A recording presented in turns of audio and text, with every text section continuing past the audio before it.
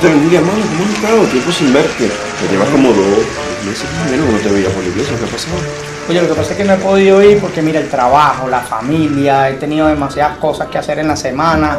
Además, he estado muy cansado y ese es el único día que tengo para poder dormir y descansar. Y como dice siempre, y como es mi filosofía, Dios está en todos lados. Y al final, Dios nos entiende.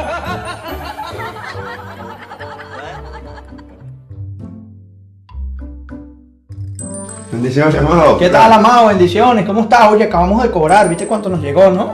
Sí, Ya sí. sacaste tu diezmo y tus cosas, ¿no? Tu ofrenda. Bueno, realmente no, es que yo, si te soy sincero, diezmo a veces. Pero ¿por qué diezmas a veces? Si eso es una ley. O sea, Bueno, es que yo también lo puedo utilizar para ayudar a los pobres. ¿y tú ayudas a los pobres? Bueno, no. Realmente no, es que no me alcanza para las necesidades que tengo. Y de todas maneras, yo no lo entiendo.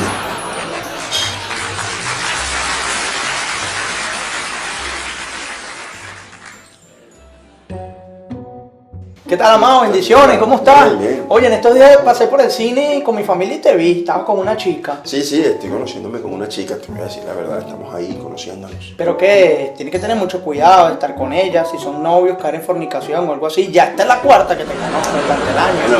Bueno, pero esta sí es de Dios. ¿Es cristiana? No, pero yo le evangelizo y ahí me la gano para Cristo. Ahora, tú sabes que uno como hombre necesita compañía, necesita todas estas cosas y tenemos necesidades, ya tú sabes cómo es. Y al final, Dios nos entiende.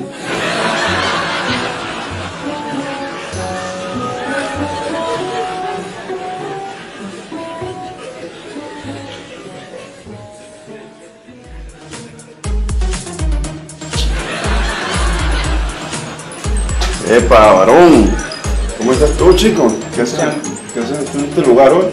Los cristianos no pueden estar aquí. Bueno, me estoy esparciendo, estoy en este lugar, o sea, siempre la rutina, lo mismo, Pero, uno también puede esparcir. Hueles alcohol. Estás tomando, ¿no? Eso, pero es un poquito nada más, y la Biblia dice que uno puede tomar, pero que no se embriague al final. Ya no entiendo.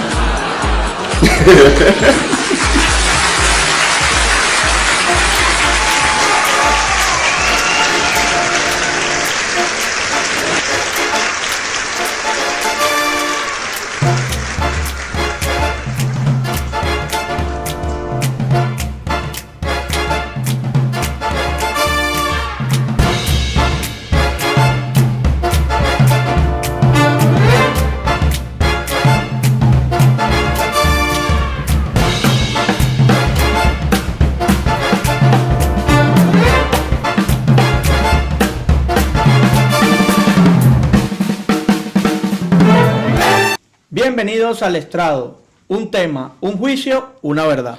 Temas bastante controversiales que causarán revuelo y escándalo a nivel mundial, ¿no? Creo que este tema es bastante interesante porque es el más utilizado por los creyentes a nivel mundial y es Dios nos entiende. Dios nos entiende. ¿Será que Dios nos entiende o no nos entiende? Yo creo que cuando uno toma la decisión de servir a Dios, de entregarle su vida al Señor, hay un nuevo cambio, hay un nuevo nacimiento y nos convertimos en una persona diferente. Este hecho hace que tengamos conductas diferentes. Por ende, la Biblia declara que amarás al Señor tu Dios con toda tu alma, con toda tu mente y con todo tu corazón. Esto lleva a una conclusión y es que de tanto amor tú decides cumplir su palabra a cabalidad y esta palabra tiene bastantes exigencias, ¿no? Entonces cuando venimos a los pies del Señor y decidimos servirle, hay ciertos requisitos también y niveles de conducta que las personas esperan ver de nosotros. Ahora bien, la gente después que está sirviendo al Señor, para poder justificar sus acciones, sus deseos de seguir cometiendo pecados y errores, utilizan el Dios me entiende. Dios me entiende. Y no solamente lo dicen las personas creyentes o las personas que han nacido de nuevo, se han bautizado o han aceptado seguir el camino de Dios como tal. Yo creo que lo dice también gente que está en la calle que utiliza mucho esta palabra para poder justificar sus acciones, como tú lo dijiste hace rato.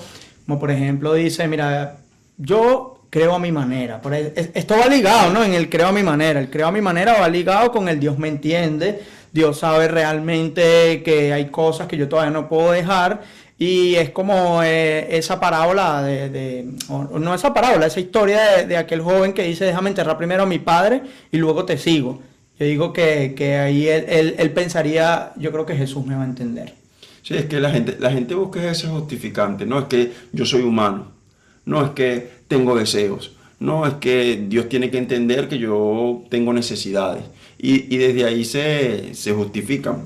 Ahora, yo entiendo que cuando tú no eres creyente, lo que tú decías, y un teólogo famoso da una ilustración, y es que él decía, si tú vas en un barco que es gobernado por piratas, ha sido secuestrado por piratas, y tú eres un rehén, y estos piratas te dicen, tienes que arrodillarte, o si no te matamos, si no te queda otra opción, tú normalmente vas a arrodillarte porque no tienes elección, ¿no?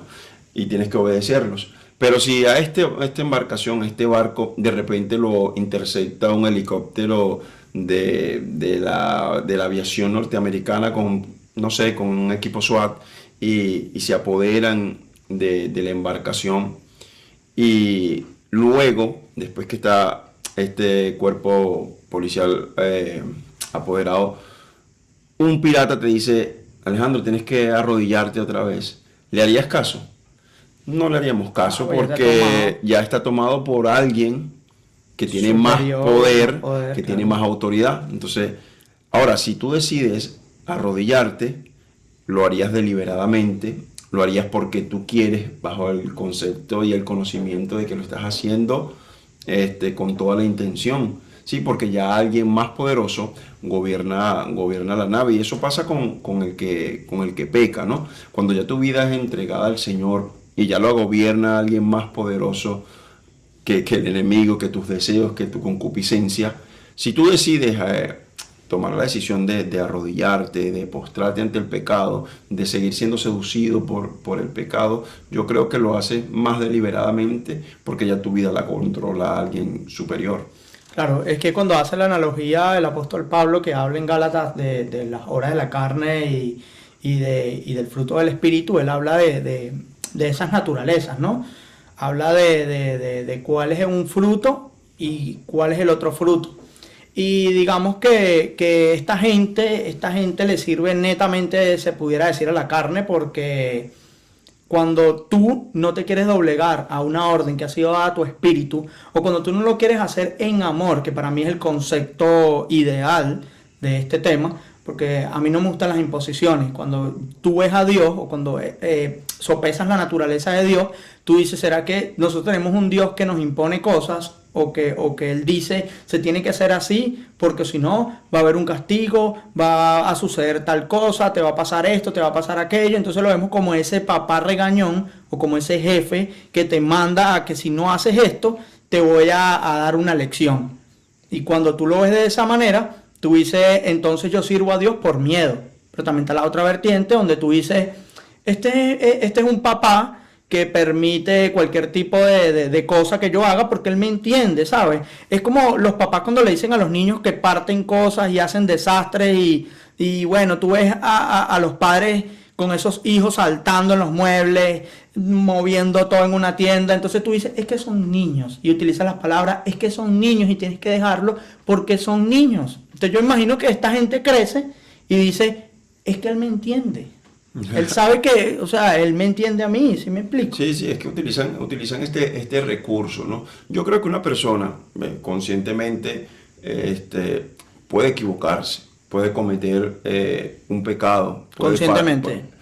Sí, sí, pero lo hacen con la justificación de decir lo que tú, valga la redundancia, lo que tú estás diciendo. Mi papá me entiende, mi creador me entiende, él sabe que yo tengo debilidades, él sabe que yo tengo estas tentaciones.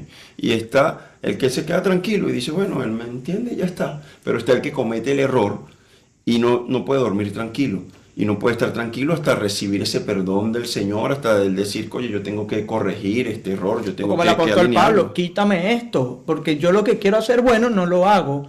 Lo que no quiero hacer, Es lo esto que hago. hago, ¿Quién entonces. me libra? Él entendió y dijo, esto es un tema de cuerpo, esto es un tema de una naturaleza Sí, de una carnal. concupiscencia que hay en la Y carne. comienza a decirle, quítamelo, quítamelo, quítamelo, ¿Hasta quítamelo, cuándo? ¿Hasta cuándo? hasta cuándo este mensajero, hasta cuándo este aguijón. Y él le dice, bástate en mi gracia, porque allí es donde yo me perfecciono. Entonces vemos a un Señor, vemos a un Dios, vemos a un Padre que te dice, vas a tener eso, lo vas a tener. Pero el problema es que tengas la conciencia de aceptar realmente que estás haciendo lo bueno o que estás haciendo lo malo. Ahora, el problema es cuando también los creyentes quieren humanizar todas las cosas, Alejandro, que quieren decir, no, es que nosotros somos humanos, ¿no? Y ya como humanos ya estamos en un estándar, ya por ende Dios entenderá que las acciones que cometamos, pues bueno, van en ese reglón de que somos humanos. ¿Cómo podemos ser santos? Yo no puedo ser santo, yo no soy Dios. Pero cuando tú vas a las escrituras en el libro de Primera de Pedro 1:15, dice, hijitos míos, estas cosas os escribo para que no pequéis. Y si alguno hubiera pecado, abogado tenemos con el Padre, a Jesucristo el justo. Entonces, ¿qué sucede? Que cuando nosotros tomamos la decisión de pecar y decir, bueno, yo me justifico diciendo, perdón, estoy en primera de Juan 2:1, me justifico diciendo que bueno, yo tengo abogado, bueno, yo tengo a alguien que interceda por mí porque el Señor Jesús fue humano y Él entiende que yo tengo estas debilidades y Él va a abogar por mí con el Padre por los errores que yo cometa. Entonces no entendemos que la vida del Señor fue una vida en santidad con el mismo cuerpo Eso te pecaminoso. iba a decir, cuando tú utilizas ese recurso, yo te puedo utilizar el recurso de Él no escatimó en igualarse, hacerse igual a Dios, sino que Él se También era humilló y humano. se hizo humano igual que tú, igual que yo. Entonces cuando tú dices, si tú te haces humano igual que yo, es porque no existe ningún tipo de ventaja. Yo vengo acá a modelarte y a explicarte cómo es. Entonces tú dices, ¿por qué suceden este tipo de cosas? O por qué una persona llega y se justifica tanto. Y por eso es que yo me atrevo a decir que por eso es que también existe la otra vertiente donde pintan a un Dios de fuego consumidor, un Dios de juicio, un Dios ¿sabes? De maldad, de castigo, un Dios de que Dios es amor, pero también es fuego consumidor. Yo detesto esa frase y detesto esa palabra. La detesto demasiado y uso esa palabra tan pesada, detesto, porque me molesta, porque colocan a Dios como en dos naturalezas de un Dios que está todo el día así viendo, hey, te equivocaste, ahora vas a sufrir. Oh, hiciste las cosas bien, ahora te voy a dar una recompensa. Y ojo, no estoy diciendo que tú puedes hacer lo que te dé la gana. Que Dios no tenga estos y que carácter. Dios, exacto, y que Dios no tenga un carácter o que Dios no tenga una naturaleza. Pero hasta qué punto realmente tú te abusas. Ahora, volviendo a lo que te decía del tema de santidad en el libro de Pedro que cité antes, que dice, sino que aquel que os llamó es santo, sé también vosotros santos en toda vuestra manera de vivir, porque escrito está, sé santos, porque yo soy santo. Entonces tú dices, si hay este texto que nos induce a ser santos, a vivir en una vida en santidad, es porque se puede. Si no, no hubiera este texto. Ahora bien, ¿qué es una vida en santidad o qué es santidad? Lo que pasa es que ese concepto se ha Desvirtuado. utilizado mucho por gente muy legalista y ha dicho, es que nosotros tenemos que ser santos, es que tú no eres santo, es que tú tienes que ser santo. Entonces colocan pretextos morales con santidad. Sí, Dicen, obras de la carne. Obras de la carne, y que siguen siendo obras de la carne, porque yo puedo hacer algo bueno y eso lo está haciendo, puede estar haciéndolo mi carne. Yo conozco gente hipócrita, conozco gente atea, conozco gente que no cree en Dios y que hace cosas buenas, y eso es sinónimo de santidad. Es que hay cosas buenas que a veces te pueden causar la muerte. Tenemos el caso de USA. ¿Te acuerdas cuando el Arca del Pacto fue recuperada Pensé que era Estados Unidos. y iba a ser llevada a Israel por el rey David y Dios había dado instrucciones claras que el arca solo sería cargada por levitas. Claro. Entonces ellos utilizaron una estrategia de los filisteos y la montaron un carruaje. Entonces, cuando iba de camino, ella tropezó, intentó caer, y este hombre con una buena intención dice que intentó que no cayera y le puso la mano, y en ese lugar cayó muerto. Entonces tú dices, wow, que a veces las buenas intenciones que tú puedas tener cuando no va ligado a la obediencia de Dios te puede causar la muerte. Exactamente, y tú dices, pero yo estaba haciendo algo bueno, Dios estaba haciendo algo bueno. Es más, yo he conocido personas que hacen cosas en nombre de Dios y que Dios no le mandó a hacer y luego pagan por una consecuencia. Y a lo mejor Dios dijo, yo no mandé a hacer eso, yo no estuve ahí en ese respaldo. Por ejemplo, en Venezuela una montaña donde hay muchísimos brujos que se llama Sorte. Y yo he visto cristianos que dicen, Dios me mandó a mí a ir a Sorte y predicarle y hacer guerra espiritual y poner una música de hoy me apoyo. No voy a decir cuál. Entonces se llevan unos bastones, se llevan unas cosas y se van a este lugar, unas estacas, una sal, bueno, se llevan varios ingredientes y se van a esta montaña a hacer una guerra. Y cuando llegan a ese lugar, yo he escuchado de gente cristiana o gente que sirve al Señor, que se ha ido a estas montañas y en estas montañas han perecido, han muerto, claro que les sí, ha dado infarto, les ha dado cosas. Entonces ahora realmente como tú le dices a Dios, ¿qué pasó? Dios, ¿Qué pasó? ¿Por qué no lo respaldaste? ¿Qué pasó con...? Sí, es que... Y Dios me entiende, Dios entiende mi valentía, Dios entiende que yo voy en su nombre. Y ahora, el que tú hagas cosas por Dios, que Dios no te haya direccionado, también puede ser tomado, porque es que eso es una desviación de propósito y puede ser tomado como un pecado, como te decía, que le costó la vida a este hombre. Ahora, la gente justifica, el creyente justifica sus acciones, pero a veces porque somos tan mentirosos, que dice, no, es que yo no sé cómo las cosas pasaron. Yo en realidad no sé cómo llegué hasta este punto. Yo no sé si tú lo hayas escuchado alguna vez, pero esto suele esto suele pasar en escándalos más que todo sexuales, ¿no? De adulterio, de fornicación. Te cuento una historia de un amigo, escúchame, te cuento una historia de un amigo que era muy cercano a mí y él me cuenta, oye pastor, realmente estoy pasando por un momento de dificultad, le pequé al Señor, me siento muy mal. Y yo, ¿qué pasó? Dijo, siéntate, explícame qué es lo que ha pasado. Entonces él empieza a darme su historia y me dice, realmente pastor, no sé cómo pasaron las cosas. Realmente me siento un poco aturdido por todo, porque es que, sabes que conocí a una chica en mi trabajo, de repente ella me invitó a comer a su casa, yo no sé, fui hasta su casa y bueno, comenzamos a hablar y nos tomamos una cervecita y bueno, no le pude decir que no. Y bueno, cuando vinimos a ver, pastor, tuvimos relaciones sexuales y vaya, no sé cómo pasaron estas cosas, ¿no? Pero era un joven que bueno, frecuentaba bastante conmigo y él siempre era una persona bastante velluda y nunca se afeitaba, pues ni su pecho, sus brazos, nada. Entonces de repente a mí me causa curiosidad y le digo, pero acércate un momento a mí. Y cuando lo reviso estaba totalmente depilado y yo digo, ya va, tú te depilaste ¿por qué? Para ir a la casa de la chica y no sabías que podía pasar algo. No me mientas ni te mientas a ti mismo. Sí, tú lo hiciste y él empezó a reírse y yo le digo, tú lo hiciste porque sabías. Entonces, no, pastor, pero es que bueno, Dios me entiende mi debilidad y utilizan ese recurso de Dios me entiende mi debilidad. Ahora, ¿quién? ¿Hasta qué punto tú pudieras utilizar eso delante de un juez? Tú pudieras ir y decir, mira, yo no sé cómo robé ese banco, ¿verdad? Yo venía pasando o sea, yo tenía un armamento que iba a entregar y pasé por el banco y como tengo necesidad de dinero. Pasé y dije, bueno, mira, yo creo que esto se puede usar aquí en este lugar. Y sacó una pistola y en el momento que saca la pistola, bueno, sucedieron las cosas, señor juez. Yo me imagino a alguien y yo imagino que ir al juez. No, Dios, señor juez, entiéndame. Señor juez, entiéndame. ¿Por qué usted me da una pistola, señor juez? Eso me recuerda a mi hijo.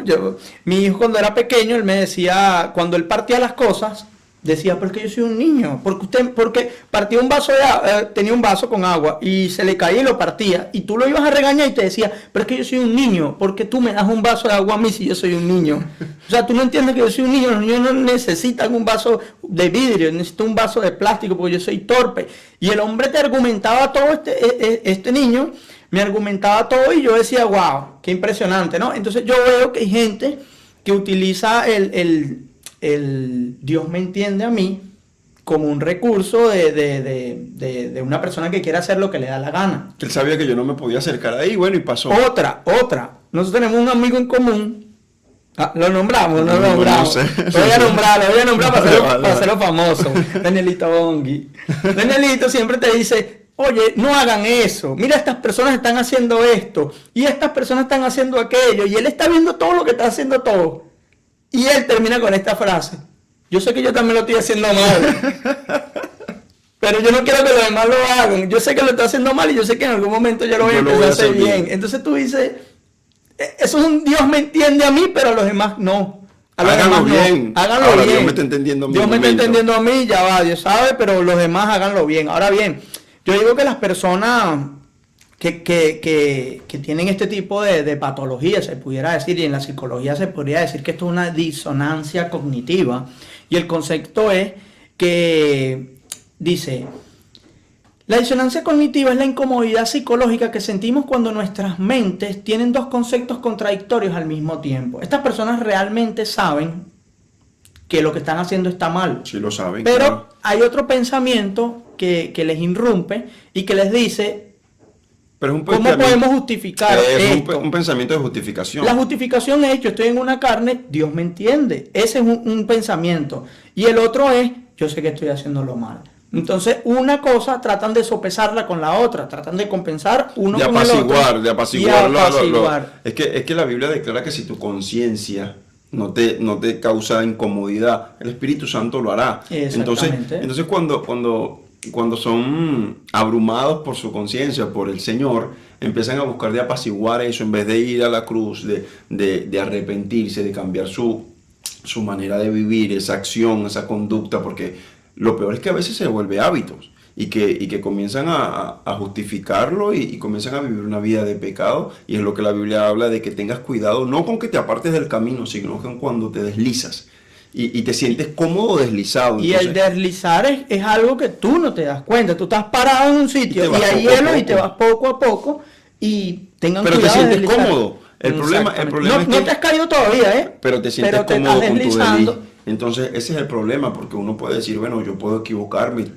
Todos estamos al borde de equivocarnos, todos estamos ahí cerca. Por eso la palabra dice: hey, ten cuidado cuando juzgue, que tú también puedes caer en el mismo pecado, en la misma tentación. ¿Vale? Cuando veas las barbas de tu vecino arder, pon las tuyas en remojo. Y eso habla de ten cuidado, porque tú también puedes, exactamente. Pero ahora bien, cuando las tuyas están prendidas en candela y tú ves al otro y estás diciendo, y también lo juzga, por eso es que él dice: hey, sácala de tu ojo primero, ¿sí? Y ya verás la de tu hermano, ¿vale? Entonces nosotros tratamos de siempre justificar nuestras acciones. ¿Por qué? Porque es más fácil justificar, echarle la culpa a alguien, decir, esto pasó por esto, buscar algún argumento, alguna excusa por no aceptar responsabilidad y decir, lo hice mal, delante de los hombres, delante de Dios, que es el principal, y decir, Señor, me equivoqué.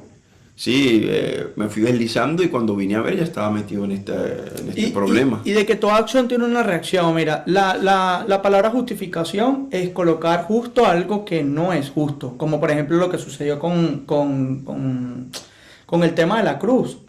El tema de la cruz fue un tema que se resolvió con un derramamiento de sangre. Hubo un derramamiento de sangre de un cordero, como lo dice Hebreo, para que no exista más derramamiento de sangre. Fue el sacrificio, la expiación, fue Cristo a la cruz y dijo: yo voy a morir para que ellos sean justificados por medio de mi persona. Ahora bien, la justificación por eso es que él dice: el único camino, la verdad y la vida soy yo, es Jesús. Entonces tú dices, la única manera en que tú puedas ser justificado delante del Padre va a ser por mí. A través de Jesús. Y obviamente cuando tú estás pegado a Jesús, cuando tú estás amalgamado en un solo espíritu, valga la redundancia, con el Espíritu Santo, es donde existe una conexión con el Padre, es donde existe realmente una convicción de pecado, donde tú dices, mira, me desvié de propósito, pero cuando yo hablo con el Padre, Él me vuelve a encauzar por medio de Jesucristo en el propósito para el cual Él me creó, Él me colocó acá en la tierra. Pero lo primero que se debe hacer es debes reconocer realmente que existe un problema en ti y que tienes que pedirle al Padre, tienes que decirle día a día, ayúdame. Pero el problema, ¿sabes qué pasa con este tipo de personas? Que es que no reconocen. Y cuando tú ves grandes asociaciones de por lo menos Alcohólicos Anónimos, una de las cosas que ellos dicen, lo primero es cuando llega cualquier adicto es: tienes que reconocer la adicción. Confiésalo. Primero lo reconoces y lo confiesas y dices, sí, tengo un problema. Y esa es la parte más fuerte que tienen muchos que dicen, no, pero es que yo lo puedo controlar. ¿Sabes qué pasa? Que la mayoría de personas que transcurren a pecado y están deslizados es porque ellos creían que podían controlar esto. Sí. Y dicen, no, es que yo lo puedo manejar. Yo no creo que, no, yo puedo llegar hasta este límite. Y cuando fueron dándose cuenta, ya habían traspasado su límite y caen en el pecado. Y después que caen, quieren justificarlo como tú lo dices. No, bueno, vamos a buscar una manera de apaciguar lo que me está atormentando, en vez de tener la valentía, la responsabilidad de decir, no, yo me equivoqué, voy a la cruz y Señor, y perdóname, y restituir y rectificar. Y que esto es un tema netamente psicológico que tiene que ver, si tú puedes dominar tu mente, dominas tu corazón, dominas tu espíritu completamente y obviamente dominas todo tu carne. Porque ¿qué pasa? Hay gente que hace, u otras religiones, para no nombrar a nada, que se autoflagelan. Dice, hice algo mal, entonces le pegan a la carne, se autoflagelan, otros se colocan de silicio, otros hacen algún tipo de práctica o ritual para autoflagelar la carne, como que si la carne de por sí tuviese una vida propia. Y la autoflagelan como un castigo para no hacerlo más. O le dicen a Dios, o Dios dice, bueno, está bien, vete y no peques más. Pero entonces la persona dice, no, yo necesito un castigo, yo necesito pagar por algo, yo necesito pagar por lo que yo hice. Entonces está la otra vertiente, que fue lo que sucedió con Judas, que Judas dijo, derramé sangre inocente, ¿sabes qué? Yo no merezco perdón, yo no merezco nada, y voy y me suicido. Y yo te digo algo, yo creo que esa justificación que nosotros tenemos, la única manera de ser justo es a través de la sangre de Jesús, a través del Hijo de Dios, porque siempre tenemos la latente, que la Biblia habla en Romanos que la carne no es que no quiera sujetarse a Dios, es que no puede. Es que no puede. Es que se opone al espíritu. Al espíritu, exactamente. Entonces, ¿qué puedo entender yo? Que yo como espíritu y con un alma fui metido dentro de este vehículo llamado carne que literalmente no quiere obedecer a Dios, que tiene deseos, que tiene pasiones, que tiene ganas de hacer muchas cosas que no le agradan a Dios totalmente. Entonces yo tengo que tratar de controlar todos estos deseos para no ofender a Dios, ¿sí? Porque es lo que tú decías de Pablo, que decía, no, una cosa quiero hacer y no la hago, termino haciendo lo que no quiero. Entonces, esta es la vertiente que tenía, pero él reconoce que yo no lo quiero hacer. Sí, hay un pecado que está en mí, pero yo estoy en mi carne, está pero reconociendo yo no lo quiero hacer. Pero hay gente que Exactamente. te dice, no está mal. No. Que como si lo quieren hacer y quieren seguir viviendo en Egipto con sus deseos Y llaman mundanos. a otro, es que este es legalista, mira, es que este es religioso, es que este no quiere que, mira, este es religioso, Sí, yo no entonces puedo hacer esto. ahora esa palabra se volvió de moda. Para justificar todos mis deseos y el pecado que quiero cometer, ay, tú sí eres religioso. Mira, quiero hacer, ay, tú sí eres religioso. No puedo escuchar esto, ahora yo no puedo hablar qué esto, religión, no me puedo hacer tal cosa, qué no puedo hacer religioso. esto. Entonces Son religiosos. se ubican en eso y tú tienes que saber que tú eres un linaje escogido, que tú eres real sacerdocio, que tú eres un pueblo adquirido por Dios, apartado. De eso hablamos de la santidad, tú eres apartado para Dios, para hacer un trabajo. Y que Entonces, y que la convicción es tanta que hacen que, o sea, lo que te decía, la disonancia cognitiva hace que el otro empiece a dudar y empiece a decir, ¿será que yo soy un religioso? U otros dicen, no, bueno, yo pienso de esto, pero no porque sea religioso. Empiezan a justificar el por qué te están reclamando y diciendo, o sea, no tienen la convicción clara y bíblica de por qué yo te estoy diciendo que lo que estás haciendo está mal y que obviamente lo estoy haciendo para que tú te encauces o para que tú tengas una relación con Dios óptima. lo que pasa es que a veces la manera de corregir de las personas también son ofensivas. Entonces, en vez de lograr ganarse al hermano, No, lo que hace es que el hermano levante más muros de defensa, Exactamente. ¿sí? Y se moleste por el ego mismo y no logre acceder al arrepentimiento, sino que diga, O si no, comienza como los fariseos, mira como yo soy, mira como yo soy, mira como lo que hace, y mira lo que yo soy, y mira lo que hace, y comienza a hacer un contraste delante de Dios. Y ese es el pensamiento que lo pone, que lo hace creer a él que está por encima, ¿sí? Hoy día la liberalidad, se pudiera decir, es ese concepto. Ese concepto de Dios nos entiende. Hay un pasaje bíblico, ya casi para finalizar, que está en Hebreos 10:26 y dice, porque si continuamos pecando deliberadamente después de haber recibido el conocimiento de la verdad, ya no queda más sacrificio alguno por los pecados, sino cierta horrenda expectación de juicio y la furia de un fuego que ha de consumir a los adversarios. Tú dices, gente que sabe realmente cuál es la verdad, Y lo quiere seguir haciendo mal. Y lo quiere seguir haciendo Y eso mal. es pecar deliberadamente, ¿sí? Porque es lo que te decía, hay gente que justifica todas estas acciones y está el que dice, lo estoy haciendo mal, yo tengo que corregir, yo tengo que cambiar, yo tengo que tomar la decisión de hacerlo mejor, ¿sí? Entiendo que tengo debilidades. Por eso es que Jesús dijo, confíen en mí, en el mundo tendrán tropiezos, tendrán aflicciones, ¿sí? Tendrán un montón de cosas que los harán de fallecer en la fe. Pero ustedes estén tranquilos, yo he vencido al mundo, yo le mostré el modelo de cómo hacer, y esto es fuerte porque la Biblia habla de que hasta que lleguemos a la estatura del varón perfecto. O sea, la idea de Dios es que nosotros vivamos una vida al nivel que la vivió Jesús, diariamente crucificando nuestra carne, diariamente golpeando. Por eso Pablo dice, yo golpeo, yo crucifico diariamente mi carne. No una vez solamente cuando lo acepté, sino diariamente. Trato de crucificar la carne, no literalmente se ponía en una cruz, sino que trato de decirle, no, tus deseos y tus pasiones y toda la concupiscencia que tú tienes se tiene que someter a la voluntad de Dios.